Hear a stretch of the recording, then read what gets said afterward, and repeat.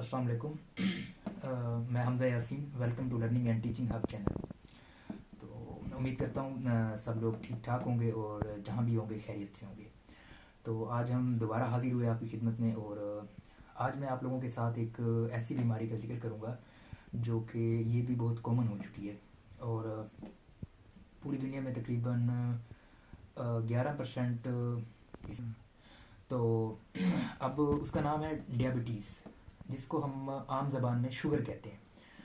तो आज हम तफसीलन इसके बारे में ज़िक्र करेंगे कि आया कि ये होती क्या है और बॉडी पर किस तरह अफेक्ट करती है और किस तरह बॉडी में यानी कौन कौन से इसके डिसफंक्शन होते हैं और इसकी टाइप्स क्या है, इसके अफेक्ट्स क्या हैं और किस तरह हम इससे बच सकते हैं। और नॉर्मल पर्सन के लिए भी, जिसको नहीं है और जिसको है, उसके लिए हम सारा यानी डिटेलन बयान करेंगे। तो सबसे पहले मैं कुछ टर्मिनोलॉजी आपके साथ डिस्कस करूँगा, उसके बाद हम इसके ऊपर जाएंगे। तो होती क्या है, ये होती है शुगर यानी ग्लूकोज होती है। ग्लूकोज क्या होती है, यानी एक एनर्जी की फॉर्म में हमारे पास होती है जो हमारी बॉडी के लिए बहुत ज़्यादा ज़रूरी होती है। इससे क्या होता है, हमारे सेल्स सर्वाइव करते हैं और every system each of body part made up of cell and cell is the basic unit of structure and functional unit of life. तो जब सेल्स को एनर्जी नहीं मिलेगी तो उनकी डेथ हो जाएगी। इस तरह ये हमारी बॉडी के लिए क्या है, ज़रूरी है। तो अब इसकी एक रेंज है हमारी बॉडी के अंदर। वो रेंज कितनी है, वो दो किस्म की है। एक फास्टिंग यानी अगर हम खाने से पहले अगर इसको चेक करें तो इसकी रेंज है 80 से 150 मिलीग्राम पर डेसीलीटर। और अगर हम जैसे नॉर्मल रेंज में रैंडमली चेक करें, अब मैं बैठा हूँ खाना खाने के बाद अगर चेक करूँ तो इसकी रेंज है 155 से 165 मिलीग्राम पर डेसीलीटर के दरमियान होनी चाहिए। तो उससे पहले अब हम इसके मैकेनिज़्म को डिस्कस करते हैं। देखिए, अल्लाह ताला ने हमारी बॉडी को एक बहुत ही आला यानी खूबसूरती से बनाया है और एक बहुत बड़ी नेमत है, हमें अल्लाह ताला का शुक्र अदा करना चाहिए।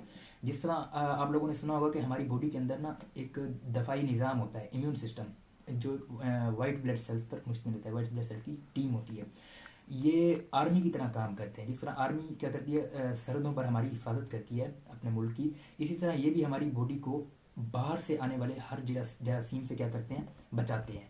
तो जैसे कोई पैथोजेंस वगैरह एंटर होता है बॉडी में तो हमारा इम्यून सिस्टम क्या करता है, एंटीबॉडीज़ बनाता है और उसको क्या कर देता है, मार देता है। इसी तरह अब कुछ मैकेनिज़्म है हमारी बॉडी के अंदर जो हर एक चीज़ को कंट्रोल कर रहे हैं। मिसाल के तौर पे हमारा टेम्परेचर, इसको भी एक मैकेनिज़्म कंट्रोल कर रहा है। एसिड बेस का जो बैलेंस है बॉडी के अंदर वो भी एक मैकेनिज़्म के तहत कंट्रोल हो रहा है। इसी तरह जो शुगर है वो भी एक मैकेनिज़्म की तरह कंट्रोल हो रहा है। अब मैं आपको बताता हूँ कि वो कौन सा मैकेनिज़्म है, उसमें कौन से ऑर्गन शामिल होते हैं और कौन कौन से सिस्टम वर्क करते हैं।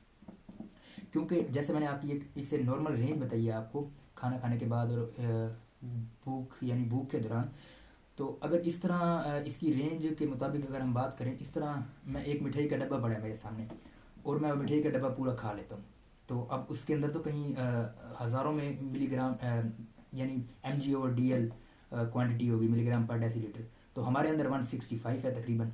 तो इस तरह एक डब्बा खा लूँगा तो हैवी हो जाएगी शुगर और काफ़ी हमारे लिए डेंजरस है। जैसे मैंने पिछली वीडियो में भी आपको बताया था, excess of everything is toxic, यानी हमारे जिस्म में हर एक चीज़ की ज़्यादती क्या है, जहर है।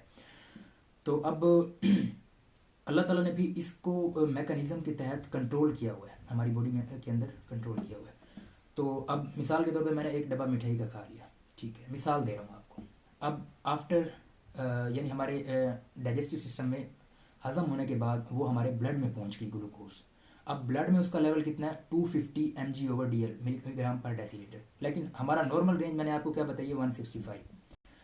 तो अब अल्लाह ने हमारे जिस्म के अंदर रिसेप्टर रखे हैं। रिसेप्टर ने ब्लड के अंदर क्या करना है, उसको डिटेक्ट करना है कि शुगर का लेवल ब्लड में बढ़ रहा है। उसने रिसेप्टर ने फ़ौरन CNS यानी हमारे दिमाग को पैगाम दिया है। दिमाग ने आगे किसको एक्टिवेट करना है, हाइपोथैलेमस को। अब हाइपोथैलेमस मोटर न्यूरॉन के थ्रू क्या करेगा, पिंक्रियाज को जाके एक्टिवेट करेगा, जो जिसको हम आम जबान में लबलबा कहते हैं। अब लबलबा जो है, लबलबा आगे आइसोलेट्स ऑफ लैंगरहैंस सेल्स, 3 किस्म के सेल्स पर मुश्तमिल है, alpha cell, beta cells and gamma cells. लेकिन ग्लूकोज के लेवल को मेंटेन करने के लिए अल्फा और बीटा सेल क्या करते हैं, बहुत बड़ा किरदार अदा करते हैं हमारी बॉडी के अंदर। अब आइसोलेट ऑफ लैंगर सेल यानी बीटा सेल जो है, उसने क्या करना है, फ़ौरन जाकर इंसुलिन बनानी है इंसुलिन बनाकर हमारे जो खून में यानी हमारे ब्लड में उसको जाकर डाल देना है। अब ब्लड में क्या था, हमारा 250 मिलीग्राम पर डेसीलीटर लेवल हो गया था, यानी तकरीबन 40 से 45 mg/dl ज़्यादा था। तो उन्होंने क्या करना है, इंसुलिन ने उसे ग्लूकोज में जो इजाफी खून के अंदर जो इजाफी ग्लूकोज है उसको उठाना है, उठाकर हमारे लीवर के अंदर ले जाना है। वहाँ पर एडिपोज टिश्यू के अंदर ग्लाइकोजन की शक्ल के अंदर क्या करना है, उसको स्टोर कर देना है। मिसाल के तौर पे हम अपने फ्रीज़र के अंदर गोश्त वगैरह सब्जियाँ बना के यानी बॉईल करके उनको फ्रीज़ कर देते हैं, फिर हम आहिस्ता आहिस्ता उनको डे बाई डे खाते रहते हैं, यूज़ करते रहते हैं। इसी तरह ये भी हमारे जिगर के अंदर स्टोर होगी। अब ये तो हो गया मैकेनिज़्म बढ़ने की सूरत में, हाइपरग्लाइसीमिया की सूरत में, जब यानी हमारी बॉडी में ब्लड के अंदर ग्लूकोज बढ़ेगी तो ये मैकेनिज़्म इस तरह ये बीटा सेल्स इसको कंट्रोल करेंगे। अब बात आ जाती है कम होने में, हाइपोग्लाइसीमिया, यानी जब हमारे ब्लड के अंदर ग्लूकोज लेवल कम हो जाता है। मिसाल के तौर पे रोज़ों के अंदर जब हम रोज़ा रखते हैं शुरू वाले दिनों में काफ़ी लंबा लंबा टाइम, ठीक है, या हम किसी सफ़र में जाते हैं और हम खाना लेके जाते हैं लेकिन वो खाना कम हो जाता है और एक दिन हमने कुछ नहीं खाया।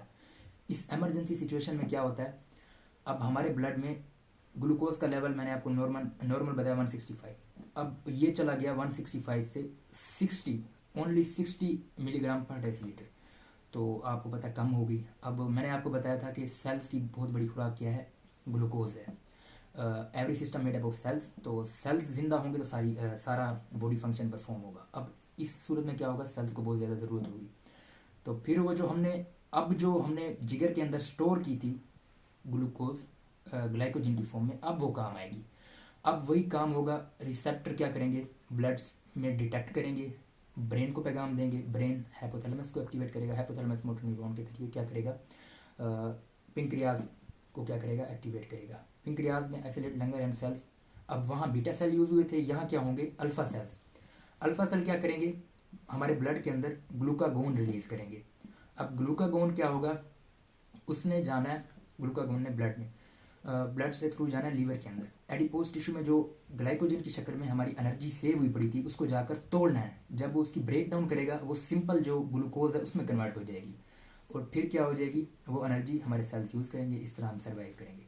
अब ये नहीं है कि अब ये मैकेनिज्म चलता रहेगा इस तरह। तो मिसाल के तौर पर मैंने जैसे कहा इंसुलिन बनती रहेगी और सारी ग्लूकोज स्टोर हो जाएगी और सेल्स यूज़ नहीं कर सकेंगे, नहीं।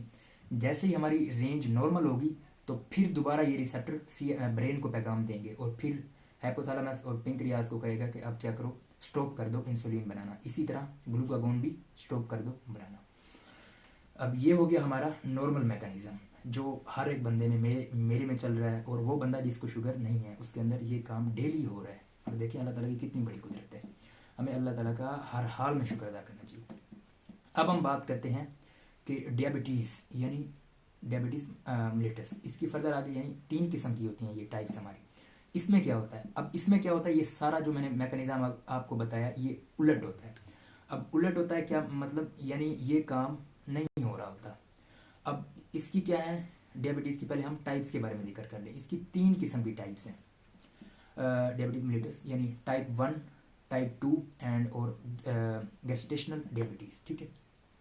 अब टाइप 1 की बात करें, इसमें क्या होता है, इसमें ये होता है कि मैंने आपको इम्यून सिस्टम का जिक्र किया था शुरू में।